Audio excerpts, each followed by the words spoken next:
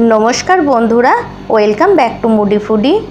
आमी अनिंदिता आज आपनादेर साथे शेयर करब दुर्गा पुजोर स्पेशल सकालेर जलखाबार अथवा रातेर डिनारेर जोन्नो दुइटी सम्पूर्ण निरामिष रेसिपि। और এই রেসিপিগুলি বানানো যেমন সহজ খেতেও তেমনি সুস্বাদু। আজকের রেসিপিতে আমি আপনাদের সাথে শেয়ার করব স্টাফড আলুর দম আর হিং কচুরি। তো চলুন বন্ধুরা এই টেস্টি আমি রেসিপিটি শুরু করি। তো সবার প্রথম আমি হিং কচুরি বানিয়ে দেখাবো। তার জন্য আমি একটা পাত্রে 2 কাপ ময়দা নিয়ে নিয়েছি। এই দেখুন। এখন আমি এই ময়দাটির মধ্যে অ্যাড করব 1 টেবিল স্পুন অয়েল ময়ানের জন্য, আর অ্যাড করব স্বাদ অনুযায়ী লবণ। এখন সবার প্রথমে আমি ড্রাই সমস্তগুলিকে মিক্স করে নেব।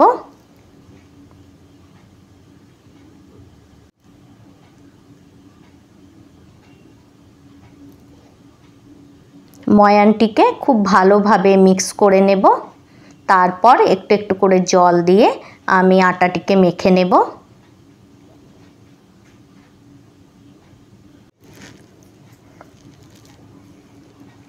এর আগে আমি কচুরি রেসিপি শেয়ার করেছি, আমি লিংক ডেসক্রিপশন বক্সে দিয়ে দেব, আপনারা চেক করতে পারেন। এই দেখুন বন্ধুরা, অল্প অল্প করে জল দিয়ে আমি ময়দাটিকে খুব ভালোভাবে ঠেসে ঠেসে মেখে নিচ্ছি। ময়দাটি যত ভালোভাবে মাখা হবে কচুরিটিও ততটাই খাস্তা হবে।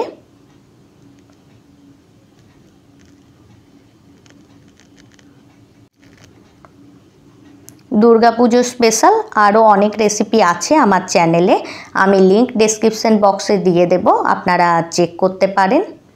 এই দেখুন খুব ভালোভাবে ঠেসে ঠেসে ময়দাটিকে আমার মাখা হয়ে গেছে।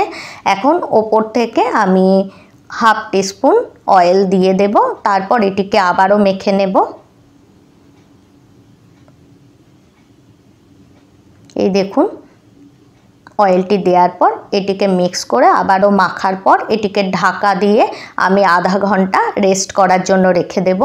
যতক্ষণ আমার ময়দাটা রেস্ট হচ্ছে আমি ছাতুর পুরটিকে বানিয়ে নেব। তার জন্য আমি হাফ কাপ ছোলা ছাতু নিয়েছি, ওর মধ্যে আমি অ্যাড করে দিলাম স্বাদ অনুযায়ী লবণ আর 1 টিস্পুনের একটু কম চিনি। এখন আমি এর মধ্যে অ্যাড করব হাফ টিস্পুনের একটু কম হিংটা একটু বেশি অ্যাড করতে হবে। সঙ্গে সঙ্গেই আমি 1 টিস্পুন অয়েল অ্যাড করলাম। এখন এগুলিকে আমি মিক্স করে নেওয়ার পর অল্প জল দিয়ে ছাতুটিকে মেখে নেব। এইভাবে হিং কচুরি বানালে আমি গ্যারেন্টি দিয়ে বলছি এর স্বাদ আপনারা কোনোদিনই ভুলবেন না। অবশ্যই এই রেসিপিটি আপনারা ট্রাই করবেন, আর ট্রাই করলে ফিডব্যাক আমার সাথে শেয়ার করবেন। এখন আমি এর মধ্যে অ্যাড করব হাফ টিস্পুন জোয়ানটিকেও আমি ছাতুর পুরটির সাথে মিক্স করে নিলাম। এখন এই পুরটিকে আমি সাইডে রেখে দেব, আর ময়দা থেকে এই রকম সাইজের একটা লেচি কেটে নেব, আর এটিকে আমি বাটির শেপ দিয়ে নেব। এই দেখুন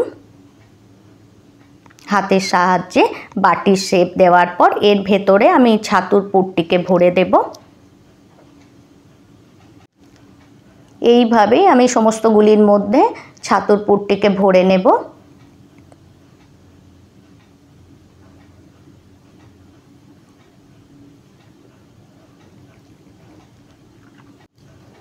আমি আরও একটা বানিয়ে দেখিয়ে দিচ্ছি। এই দেখুন সেম প্রসেসেই আমি ছাতুর পুরটিকে ভরে নেব।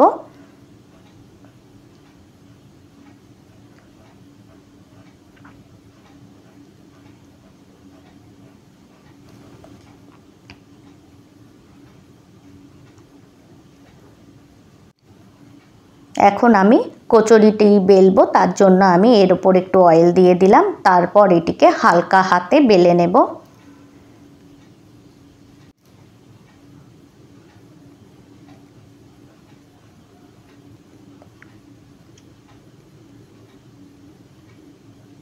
এইভাবেই আমি সমস্ত কচুরিগুলিকে বেলে নেব, তারপর আমি ফ্রাই করব।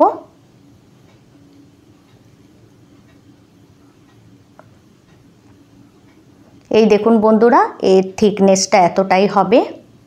আমার সমস্ত কচুরিগুলি বেলা হয়ে গেছে। এদিকে আমি কচুরিগুলি ফ্রাই করার জন্য একটা কড়াইয়ে পর্যাপ্ত পরিমাণে অয়েল গরম করার জন্য রেখে দিয়েছি। এখন মিডিয়াম টু লো ফ্লেমে কচুরিগুলিকে আমি ডিপ ফ্রাই করে একটা প্লেটে ট্রান্সফার করে নেব। একটা সাইড ফ্রাই হয়ে গেলে এটিকে আমি পাল্টি করে দেব।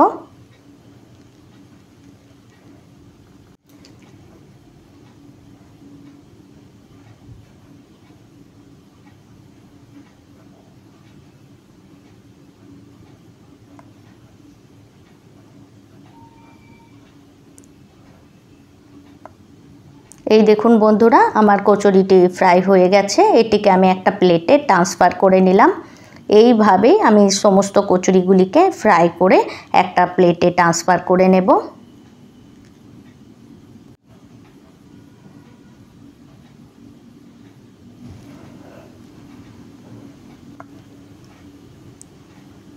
দোকানের মতো খাস্তা কচুরি যদি ঘরেই বানানো হয় তাহলে বাইরে থেকে কিনে খাওয়ার কোনো দরকার হয় না।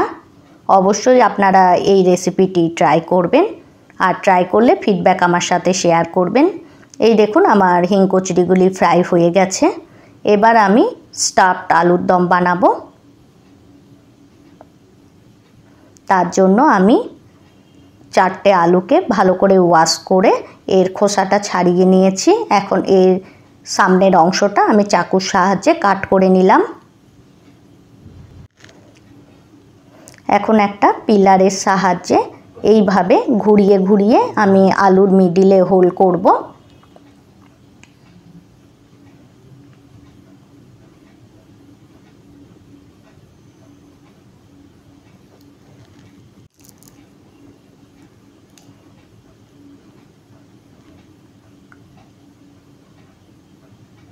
এইভাবে ঘুরিয়ে ঘুরিয়ে পিলারটা ভেতরে ঢোকালে আলুর ভেতরের অংশটা খুব সহজেই বেরিয়ে যায়।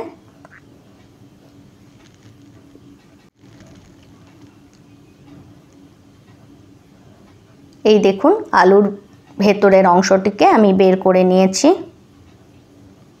আমি আরও একটা বানিয়ে দেখিয়ে দিচ্ছি। সেম প্রসেসেই আমি সমস্ত আলুগুলিকে এইভাবে ক্যাভিটি বানিয়ে নেব।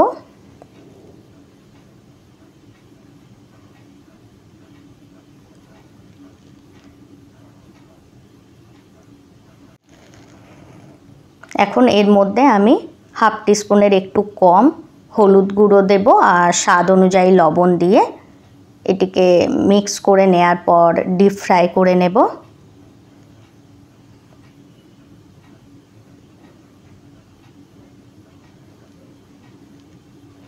এই দেখুন আমার আলুটিকে ম্যারিনেট করা হয়ে গেছে।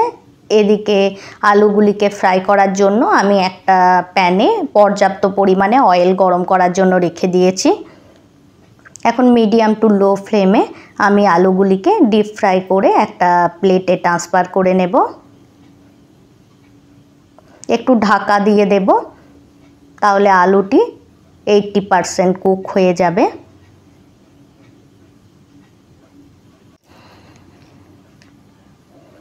এই দেখুন বন্ধুরা, আলুগুলি আমার খুব ভালোভাবে ফ্রাই হয়ে গেছে। এখন আমি গ্যাসের ফ্লেমটা বন্ধ করে দেব আর আলুগুলিকে একটা বাটিতে তুলে নিয়ে কমপ্লিটলি ঠান্ডা হওয়ার জন্য রেখে দেব। আলুগুলি যতক্ষণ ঠান্ডা হচ্ছে আমি এর স্টাফিংটি বানাবো। তার জন্য আমি একটা বাটিতে পনিরকে গ্রেট করে নেব। এখন আমি এর মধ্যে অ্যাড করব কাজু আর কিশমিশ কুচি।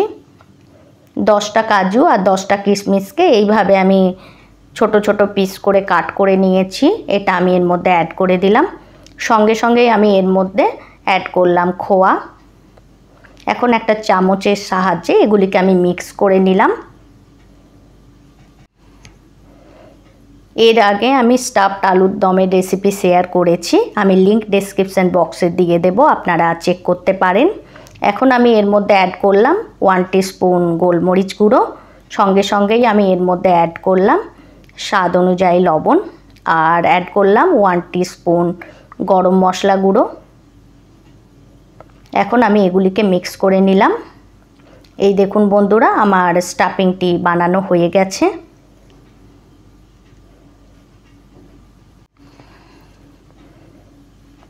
আর এদিকে আমার আলুগুলিকে যে ভেজে রেখেছিলাম ওগুলিও আমার ঠান্ডা হয়ে গেছে। এখন আমি এই স্টাফিংটি এর ভেতরে ভরে নেব।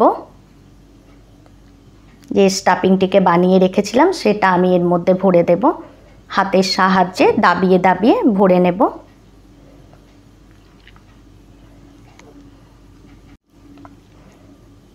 এইভাবে সমস্ত আলুর ভেতরে আমি স্টাফিং ভরে নেব।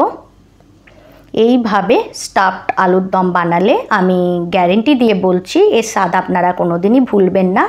অবশ্যই এই রেসিপিটি আপনারা ট্রাই করবেন, আর ট্রাই করলে ফিডব্যাক আমার সাথে শেয়ার করবেন। এদিকে আমি আলুর দমের গ্রেভি বানাবো, তার জন্য একটা মিক্সার গ্রাইন্ডারে আমি দিয়ে দিলাম 2টো টমেটো, 2 ইঞ্চির মতো আদার টুকরো, আর দিলাম 5টা কাঁচা লঙ্কা, আর হাফের কম ক্যাপসিকাম কুচি, আর একটু জল দিয়ে এটিকে আমি ব্লেন্ড করে নেব। ক্যাপসিকাম কুচি অ্যাড করলে এর টেস্টটা অনেকটা পেঁয়াজ রসুনের গ্রেভির মতো লাগে। এখন আমি গ্রেভিটি বানাবো, তার জন্য আমি গরম তেলে দিয়ে দেব 2টো গোলমরিচ, 2টো লবঙ্গ, একটা দারচিনি আর একটা এলাচ, আর এলাচটিকে আমি ফাটিয়ে নিয়েছি। এখন এগুলিকে আমি 5 সেকেন্ডের জন্য ভেজে নেব। তারপর যে আমি পেস্টটি বানিয়ে রেখেছিলাম সেটি আমি এর মধ্যে অ্যাড করে দিলাম।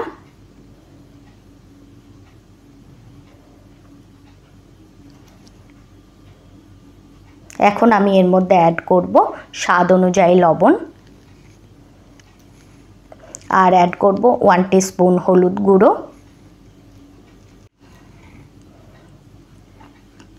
এখন আমি এর মধ্যে অ্যাড করব কালারের জন্য 1 teaspoon Kashmiri red chilli powder.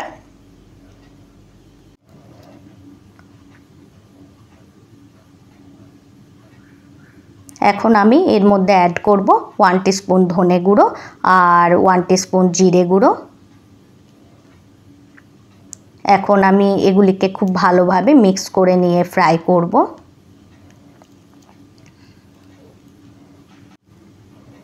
এখন আলুর দমের গ্রেভির থিকনেসটা বাড়াবার জন্য আমি এর মধ্যে অ্যাড করে দিলাম বেঁচে যাওয়া স্টাফিংটিকে অ্যাড করে নেওয়ার পর আমি এগুলিকে খুব ভালোভাবে মিক্স করে নিয়ে ফ্রাই করব।